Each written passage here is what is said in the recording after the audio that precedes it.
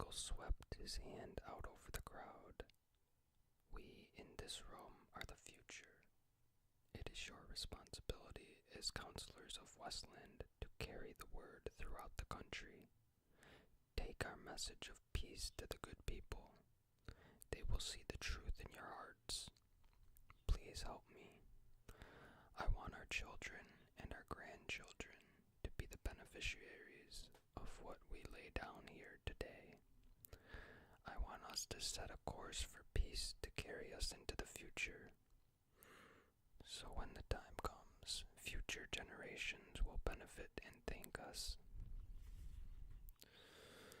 Michael stood with his head bowed and both his fists held tightly to his chest. The sunlight glowed about him. The audience was so moved that they stood in absolute silence. Richard saw men in tears and women weeping openly.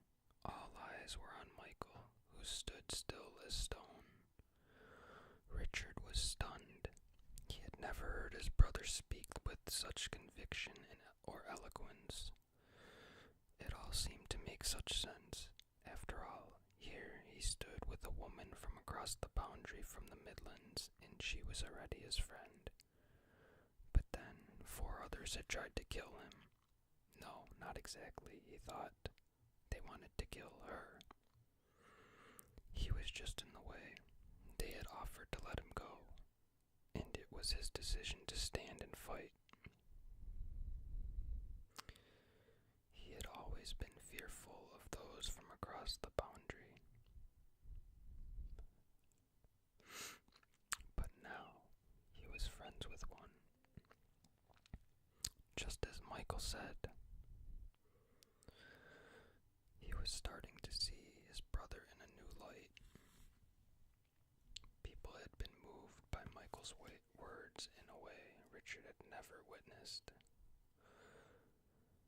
Michael was pleading for peace and friendship with other peoples.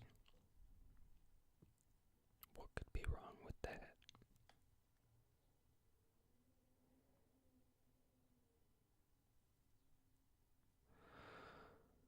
Why did he feel so uneasy? And now, to the other part, Michael continued, to the real suffering around us. While we have worried about the boundaries that have not harmed a single one of us, many of our families, friends, and neighbors have suffered and died. Tragic and needless deaths in accidents with fire. Yes, that is what I said. Fire. People mumbled in confusion. Michael was starting to lose his bond with the crowd. He seemed to expect it. He looked from face to face, letting the confusion build, and then dramatically thrust his hand out, his finger pointing at Richard. There, he screamed. Everyone turned as one. Hundreds of eyes looked at Richard. There stands my beloved brother. Richard tried to shrink. My beloved brother who shares with me. He pounded a fist to his chest. The tragedy of losing our own mother to fire. Fire took our mother from us when we were young and left us to grow up alone. Without her love and care, without her guidance. It was not some imagined enemy from across a boundary that took her, but an enemy of fire. She couldn't be there to comfort us when we hurt. When we cried in the night, and the thing that wounds the most is that it didn't have to be. Tears glistening in the sunlight ran down Michael's cheeks. I am sorry, friends. Please forgive me.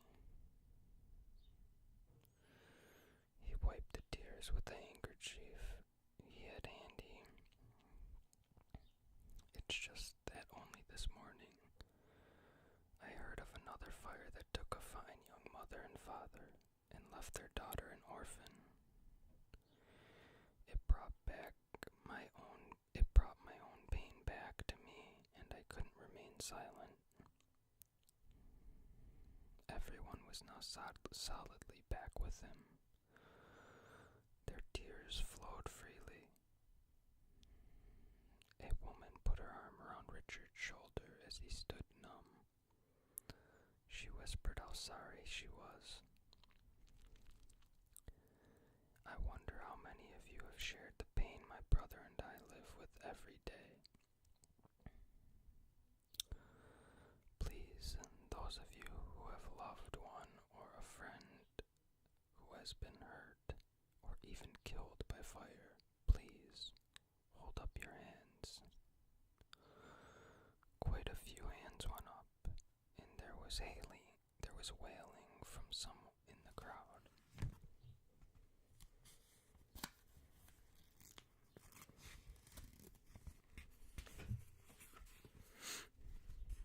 Sorry if that was a little loud. There, my friends, he said hoarsely.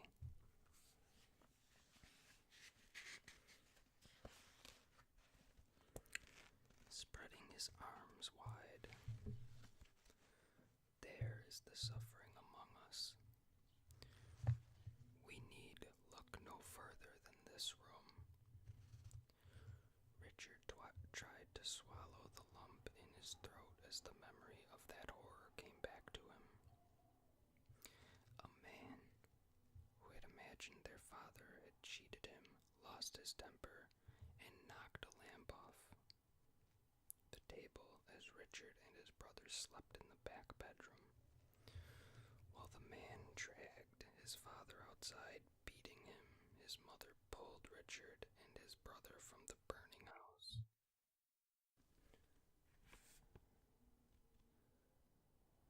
Then ran back inside to save something. They never knew what, and was burned alive.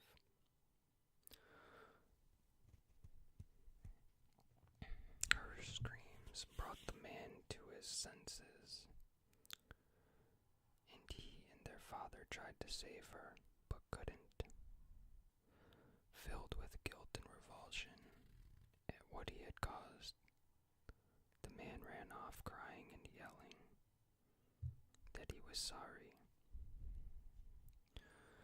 that his father had told them 1,000 times was the result of a man losing his temper. Michael shrugged it off. Richard took it to heart. It had instilled in him a dread of his own anger, and whenever it threatened to come out, he choked it off.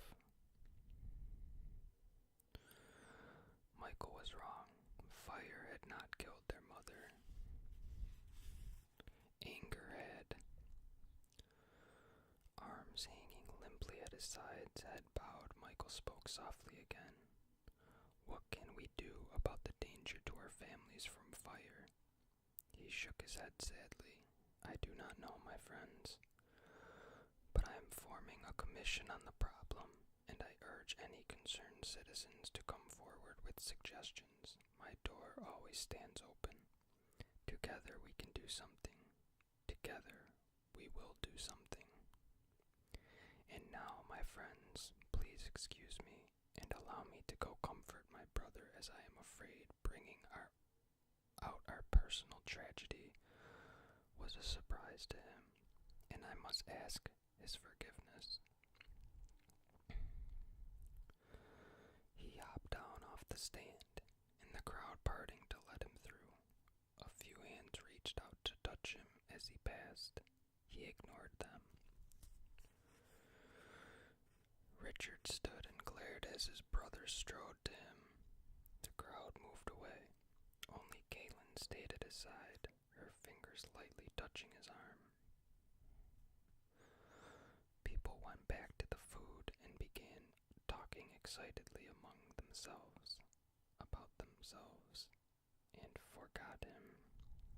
Richard stood tall and choked off his anger. Smiling, Michael slapped Richard on the shoulder. Great speech, he congratulated himself. What did you think? Richard looked down at the patterns on the marble floor. Why did you bring her death into it? And why did you have to tell everyone about it? Why did you use her like that? Michael put an arm around Richard's shoulder. I know it hurts, and I am sorry, but it's for our greater good. Did you see the tears in their eyes? The things I've started are going to take us all to a better life and help Westland grow to prominence. I believe what I said. We have to look to the challenge of the future with excitement, not fear. And what did you mean about the boundaries? Things are changing, Richard. I have to stay ahead of them. The smile was gone. That's all I meant. The boundaries won't last forever. I don't think they were ever meant to. We all have to be ready to face up to that. Richard changed the subject. What have you found out about Father's murder? Have the trackers picked up anything? Michael took his arm back. Grow up, Richard. George was an old fool. He was always picking up things that didn't belong to him.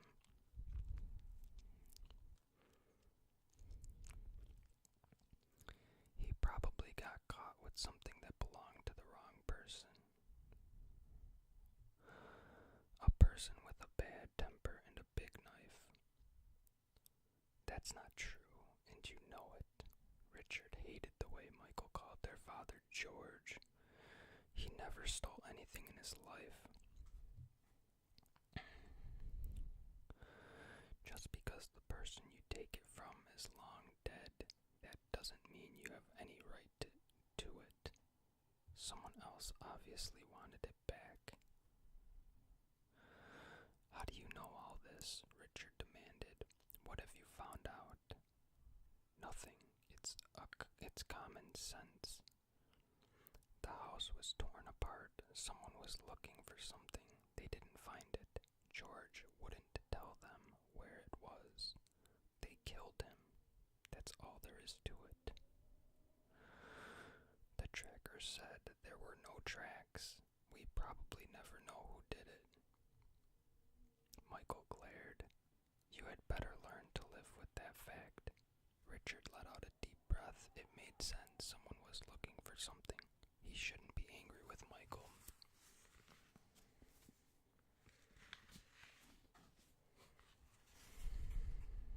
Because he couldn't find out who Michael had tried. Because he couldn't find out who Michael had tried. Richard wondered how there could be no tracks. I'm sorry, maybe you're right, Michael. Another thought struck him. So it didn't have anything to do with this conspiracy. It wasn't those men trying to get to you. Michael waved his hand. No. It had nothing to do with that. That problem has been taken care of. Don't worry about me. I'm safe. Everything is all right. Richard nodded. Michael's face turned to a look of annoyance. So, little brother, how come you're such a mess? Couldn't you at least clean yourself up? It's not like you didn't have notice. You have known about this party for weeks. Before he could answer, Kaylin spoke up. Richard had forgotten she was still standing next to him.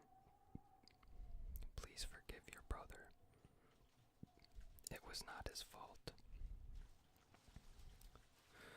He came to guide me into Heartland, and I was late in coming. I guess it's starting to hail outside along with the heavy wind. I hope it's not too loud in the video.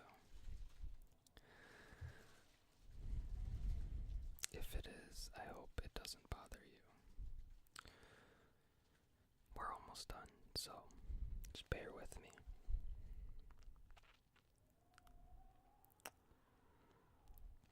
I pray he is not dishonored in your eyes because of me.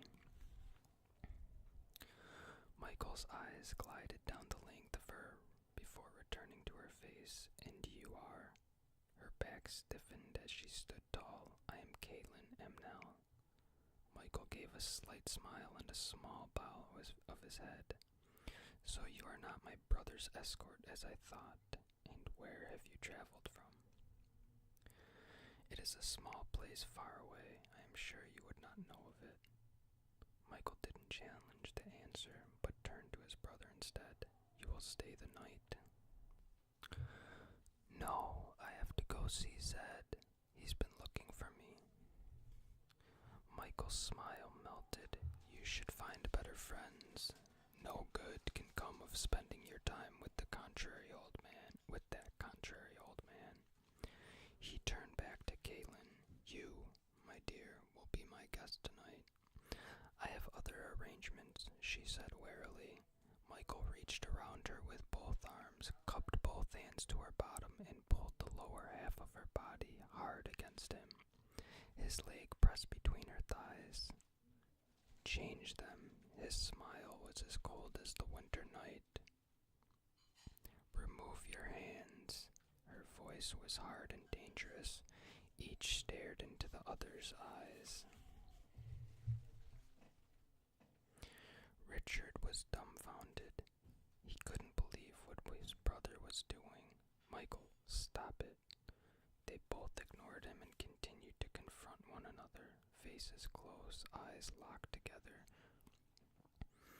Richard stood next to them, feeling helpless. He could sense that both wanted him to stay out of it.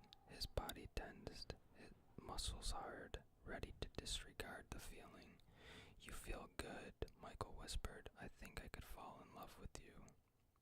Caitlin's breathing was slow and restrained. You do not know the half of it. Her voice was even and controlled. Now remove your hands. When he did, she slowly placed the fingernail of her first finger on his chest, just below the hollow at the base of his neck. As they glared at each other, she slowly, ever so slowly, began to drag her nail downward, ripping his flesh open. Blood ran down skin in rivulets. For a brief moment, Michael didn't move, but then his eyes could not disguise the pain. He flung open his arms and staggered back a step. Without looking